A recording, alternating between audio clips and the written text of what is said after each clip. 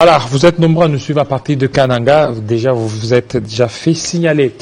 Monsieur Berki Lokale, bienvenue.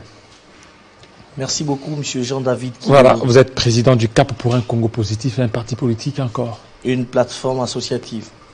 À vocation électoraliste? Non, non, pas à vocation électoraliste, bien sûr. Vous soutenez l'Union Sacrée? Évidemment, bien sûr. Et tout ça, plateforme, vous ne voyez pas que tout ça, ça appauvrit la population? Alors que la population a besoin des entreprises, elle a besoin de l'entrepreneuriat, que de créer des partis politiques et des plateformes qui ne font qu'appauvrir cette population. D'ailleurs, moi qui vous parle, je suis entrepreneur, je suis DG d'une société. Alors oui, mais donc, il fallait commencer par là, c'est-à-dire commencer par, au lieu d'appeler à des adhésions massives, enfin, engager les jeunes. Peut-être dans votre entreprise, ça serait une très bonne chose. Non, mais surtout que vous êtes jeune. Justement, mais il y a eu un problème. Il y a certainement ce qui nous a poussé à pouvoir mettre en place une plateforme associative.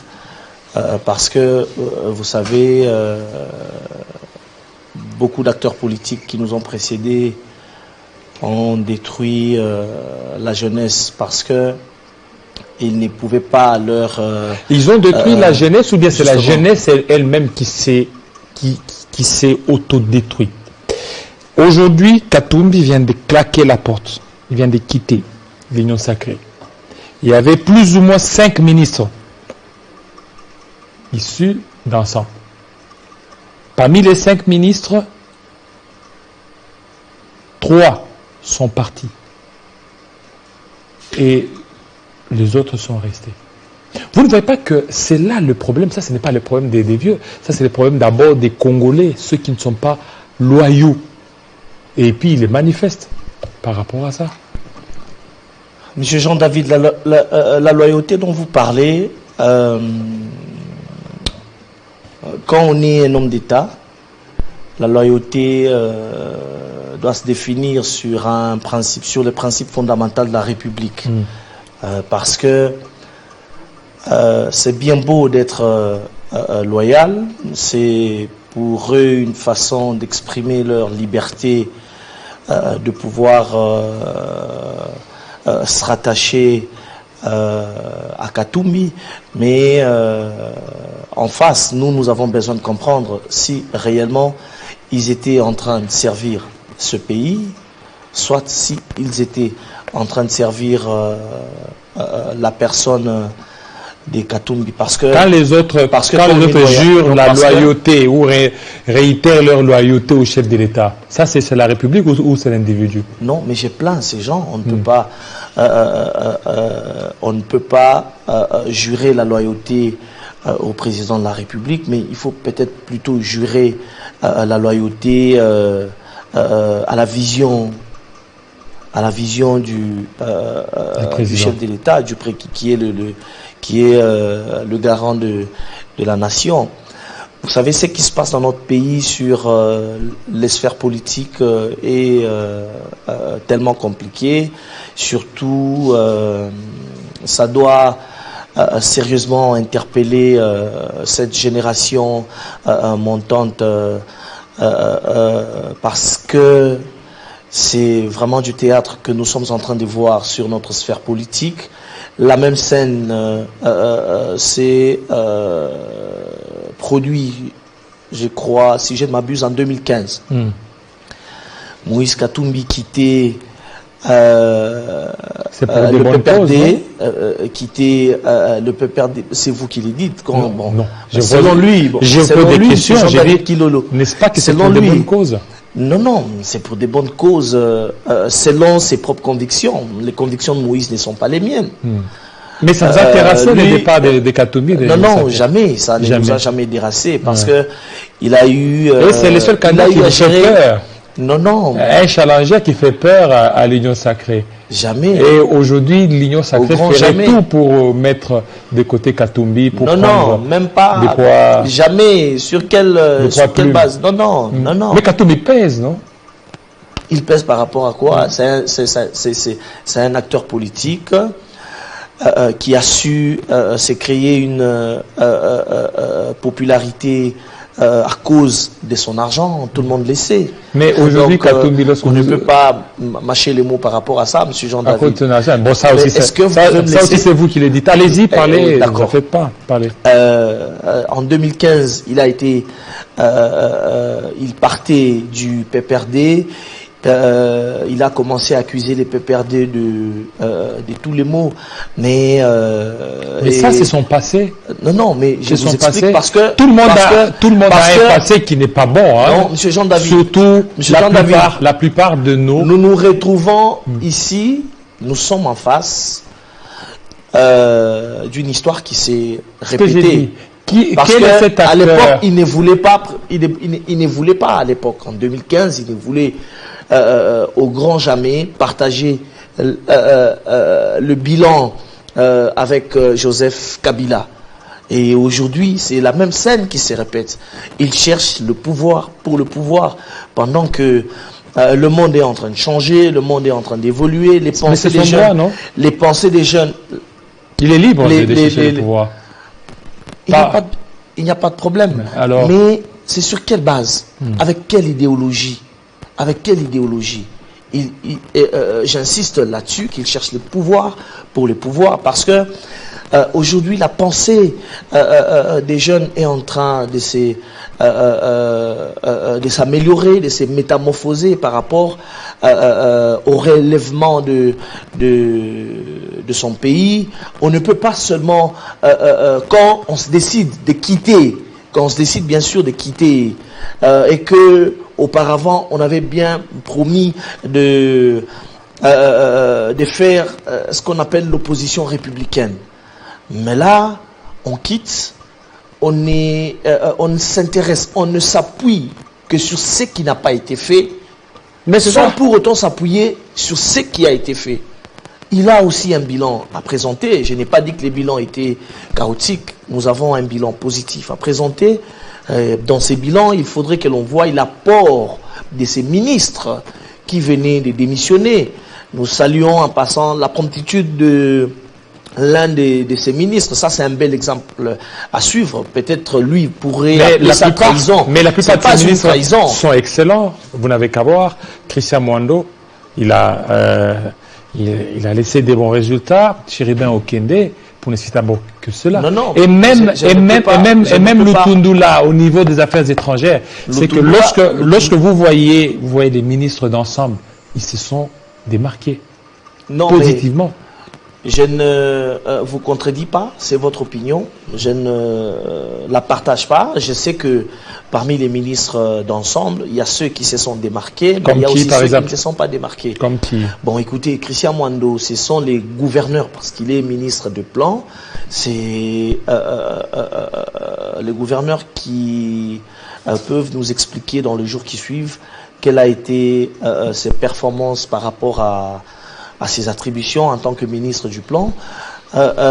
Chérubin Okende était tout le temps dans le illusions par rapport à sa gestion. Donc c'est bien lorsque quelqu'un Christophe Lutundula, c'est quelqu'un qui s'est démarqué par rapport à sa promptitude.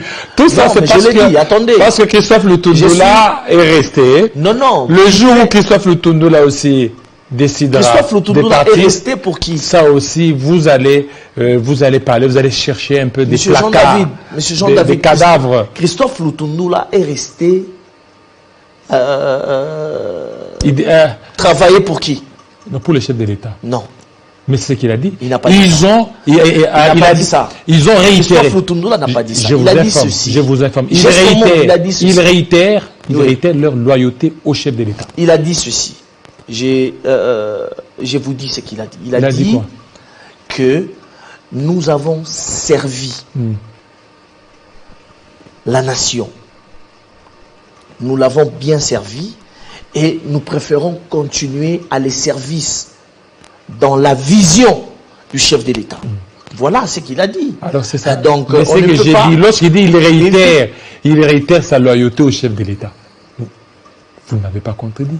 Non, mais C'est ça que j'étais en train de dire. Je ne les félicite pas pour ça. Moi, j'ai dit que quand on est déjà un homme d'État, il y a des principes fondamentaux liés à... C'est qui votre challenger pour les élections de 2023? Non, mais... Vous ne voyez aucun candidat capable de battre Félix Tshisekedi? Non, mais parce qu'en face de lui, il n'y a que les gens qui ont participé au pillage dans notre pays, qui ont participé à la gestion de notre pays. Mais n'oubliez pas qui veulent être leur challenger. N'oubliez pas que le président aussi, il finit le mandat et qu'il a aussi participé à la construction du pays, à la gestion, je voulais dire la gestion du pays. Et c'est qu'il y aura des gens aussi qui diront la même chose que vous dites là. Mais c'est normal. Il y a... Alors, c'est pour dire qu'il n'y a pas de ça. Justement, mais monsieur Jean-David, nous sommes en face, là, nous sommes en face des candidats qui ont participé à la gestion du pays. Ils ont un bilan à pouvoir présenter. Félix Antoine Tshisekedi a aussi un bilan à pouvoir présenter. Alors, qui vous fait peur? Personne ne nous fait peur. Et qui peut vous inquiéter? Je vous dis sincèrement qu'il n'y a aucun candidat qui ne peut vous inquiéter. Il n'y a aucun candidat, ni Denis Mukwege, ni Fayoulou, ni Matata. Denis Mukwege. Écoutez, il n'y a pas de cohérence. Non, Matata, c'est quelqu'un qui a participé, qui a géré la chose publique de l'État, mais qui ne veut pas... Mais c'est le seul qui a un bilan de tous ces candidats. Il a un bilan. Il a Congo Airways, Trasco, Immeuble Intelligent. Mais dans combien de temps? Dans combien de temps? Non, est-ce que pour avoir les bilans, Matata fait 4 ans en tant que Premier ministre. Monsieur Jean Il a laissé. Congo Airways, c'est qui? Pourquoi vous n'avez pas cité Bukanga Lonzo? Parce que vous savez que Bukanga Lonzo est par terre. C'est le projet de Matata Mponyo. Non, mais ce projet... C'est de l'escroquerie du siècle. Non, ce projet... Pourquoi n'avez-vous pas cité les... comment on appelle ça? Le mot va venir. Les 10 machines pour la SNCC. Est-ce que c'est à Matata? Parce que lorsque Matata fait, il y a ce qu'on appelle la continuité de service de l'État. On ne peut pas. Regardez Congo Airways, où en sommes-nous? Congo Airways, où en sommes-nous? Matata nous a laissé. Quelle est l'université que Matata Mponyo nous a laissé aujourd'hui? Aller à Kindu, l'université de Kindu. C'est sa propre université. Non, l'université de Kindu, il y a l'université publique. L'université? Je vous dis, je viens de Kindu. Il y a 2 universités. Il y a l'université, je vous dis, il y a l'université Joseph Kabila, c'est l'université publique, construite sous Matata. Il y a l'université aussi Mapon. Dans toutes les 26 provinces, Matata n'a su construire. Alors vous avez 4 ans. Non, vous avez 4 ans, vous avez construit quoi? Nous avons construit. Bon, heureusement que vous voulez que je puisse vous dire. Allez-y, parce que vous êtes venu parler. Nous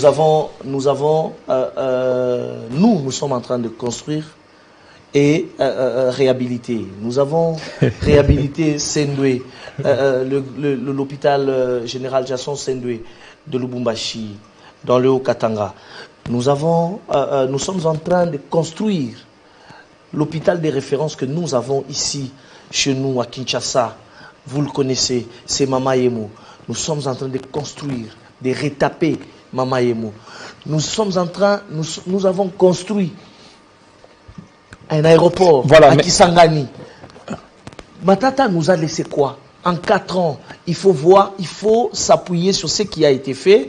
Ce qui n'a pas été fait, la population va encore nous donner la chance d'aboutir à une fin noble. Nous avons un bilan à présenter. Nous avons construit des routes, nous avons construit des écoles. Quelle route avez-vous construit?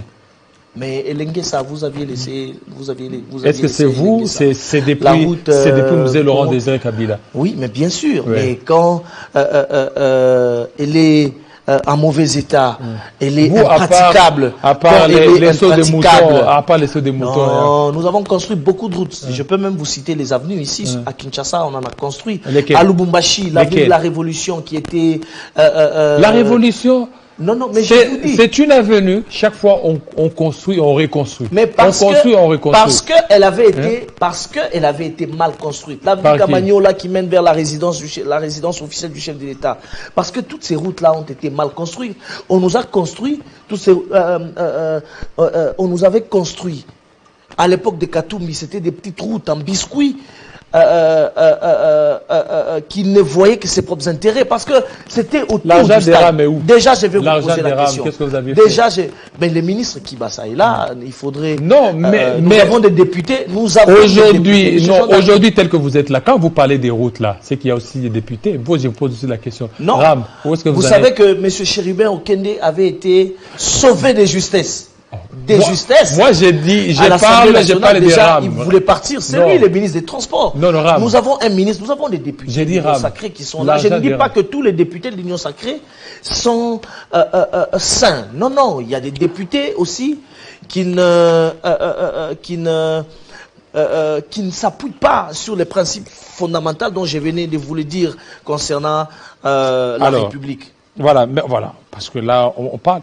Et vous savez, on parle d'abord de l'État congolais. On a parlé de bilan. L'État congolais, il y a cette problématique de l'insécurité dans l'Est de la RDC. On a présenté des espions rwandais. Et par rapport à ça, vous êtes nationaliste. C'est qu'il y aurait un coup qui serait en train d'être préparé. Bon, vous savez que les Rwandais sont en train de... depuis très longtemps. Après les avoir ouvert les bras, dites-nous, ce sont nos frères. Aujourd'hui, non, mais Monsieur Jean-David, là vous me poussez.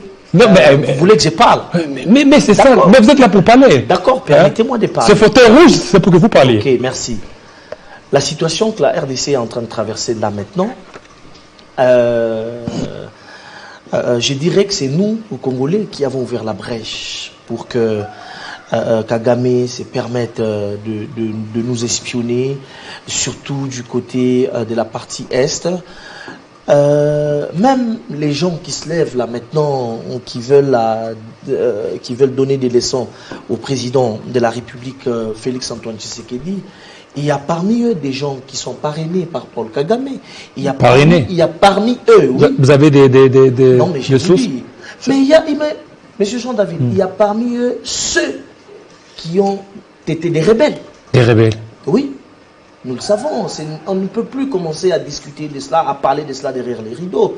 On est en train de monter. Nous avons besoin à ce que l'intégrité de notre territoire soit respectée. Si aujourd'hui Kagame se permet de faire face, comme bien même qu'il y a certains leaders politiques qui se disent que s'ils prenaient le pouvoir dans 6 mois, la guerre va pouvoir s'arrêter. Mais ils n'ont jamais cité nommément l'agresseur. Mais vous aussi, vous avez dit, l'ancien ministre de la Défense. On peut être frère. L'ancien ministre de la Défense a dit, il dit que non, cette guerre prendra fin dans 6 mois. Jusque-là, ça n'a toujours pas fini. Vous et moi, vous m'aviez posé une question, j'étais en train de vous répondre. Vous et moi, nous pouvons être frères aujourd'hui et demain, on s'est, pour une quelconque raison, oui, mais un frère ne peut pas faire du mal. On se tiraille. Il ne peut pas faire du mal. Tout ce qui est entre frères. Ce n'est pas Félix qui fait du mal à Kagame, mais c'est Kagame qui nous fait du mal, pensant que le président Félix était naïf, alors que c'est le contraire. C'est plutôt Kagame qui est naïf. Qui est naïf. Nous, le président Félix, dans tous les forums internationaux dans tous les forums qu'il a eu à participer sur le plan international, même récemment aux États-Unis, dans le sommet USA-Afrique, il a dit sa priorité des priorités, c'est la paix, et la paix totale. Pas une paix partielle, une paix des facettes, mais après, il y a encore des troubles qui sont là, qui sortent aux yeux et aux vues de tous. Pour Félix Antoine Tshisekedi, c'est la paix et la paix totale. Non, c'est lui votre candidat. On ne peut pas, même si il faut piller nos ressources. On ne peut pas piller nos ressources en tuant, en violant nos mamans. Et les gens qui sont en train de violer, les gens qui violent, les gens qui pillent, ce sont les multinationales. Ce sont les multinationales. Les multinationales sont les Anglais, les Allemands, les Américains qui sont les Français, qui sont les amis Merci. à Dr Mukwege, qui Dr. est l'un Mukwege. des signataires. Oui, qui est l'un C'est le des seul signataires. aussi, c'est le seul aussi qui a dénoncé. Il a dénoncé. Communiqué. C'est lui qui a dénoncé l'aide française aux troupes rwandaises. C'est lui, c'est le premier à dénoncer. Non, mais et tout le monde a relayé ça. Non, c'était déjà connu de tous. Mais c'est lui qui a dénoncé ça. Mais monsieur Jean-David, c'était déjà connu de tous. C'était connu de tous. Mais je vous dis, c'était déjà sur les réseaux sociaux. Non, mais c'est lui, Denis Mukwege, qui a même donné les montants. Il dit que tel soutien à tel à la hauteur de ça. Et tout le monde a relayé. Et c'est ça qui a même fait bouger les lignes. Aujourd'hui, la France a condamné tout ça. Ce n'est pas la déclaration, aucune des déclarations de Denis Mukwege n'a bougé les lignes dans Merci notre pays. beaucoup, monsieur Berki. Il n'y a aucune. Merci beaucoup. Donc, nous vous aurons dans nos prochaines éditions pour aussi parler encore de l'actualité. D'accord, on avait beaucoup à dire, mais prochainement, je pense que... Oui, effectivement. Bon, c'est ça. De toutes les façons, quand vous êtes sur le fauteuil rouge, c'est ça. Merci beaucoup. Berki Lokale, merci à vous. Merci. Tout de suite, qui vous remercie. Paul Ndungi.